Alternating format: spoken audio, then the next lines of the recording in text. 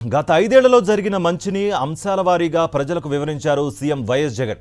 విద్య, వైద్య, వ్యవసాయ రంగాల్లో మహిళాభివృద్ధి కోసం, వారి సాధికారత కోసం అమలు చేసిన విప్లవాత్మక పథకాలను, తద్వారా వచ్చిన ఫలితాలను గుర్తు చేశారు.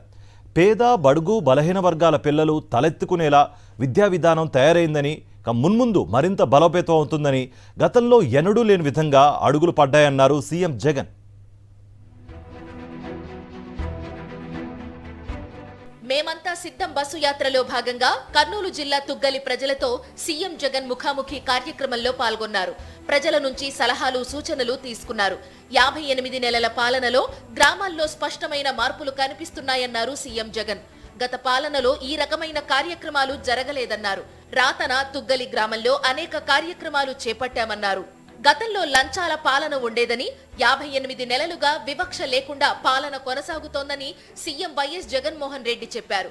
చంద్రబాబు హయాంలో ఏ పథకం కావాలన్నా లంచాలు అడిగేవారని గుర్తు చేశారు.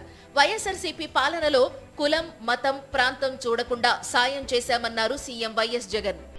ఎక్కడ లంచాలు లేకుండా, ఎక్కడ వివక్ష లేకుండా ఇలా చేయగలము, ఇలా చేసే పరిస్థితి ఉంటుంది అని 5 సంవత్సరాల కిందట ఎవరైనా మీతో చెప్పుంటే, జన్మభూమి కమిటీలు రాజ్యమేలుతా ఉన్న పరిస్థితుల్లో ఏ పని కావాలన్నా, చివరికి మరుగుదొడ్లు కావాలన్నా కూడా లంచాలు అడిగే పరిస్థితిలో ఉన్న పాలన చూశారు మీరంతా.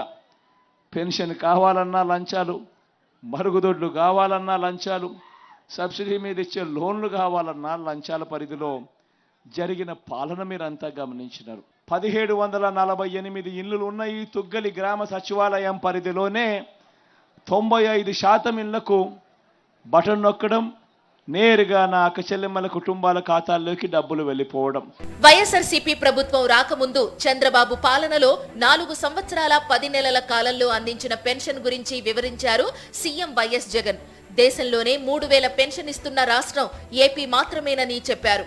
పెన్షన్ల కోసం ఏటా 24,000 కోట్లు ఖర్చు చేస్తున్నామని తెలిపారు. 4 సంవత్సరాల 10 నెలలు చంద్రబాబు గారి హయాంలో పెన్షన్ ఎంత అని చెప్పి ప్రతి అవ్వను, ప్రతి తాతను అడగాలి. ఎందుకనంటే చంద్రబాబు నాయుడు గారు 5 సంవత్సరాల పాలనలో 4 సంవత్సరాల 10 నెలలు ఆయన హయాంలో పెన్షన్ ఎంత అంటే,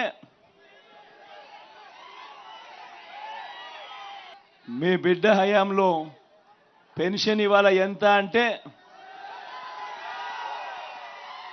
దేశంలోనే ఇలా 3,000 రూపాయలు పెన్షన్ ఇస్తా ఉన్న రాష్ట్రం దేశంలోనే ఇంకొకటి లేదు.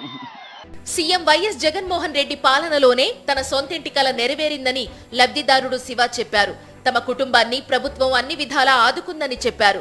దీంతో ప్రజలంతా హర్షధ్వానాలతో హోరెత్తించారు. ఇల్లు ఉందంటే అది నాకు చాలా కళ, ఎవరు నమ్మలేరు.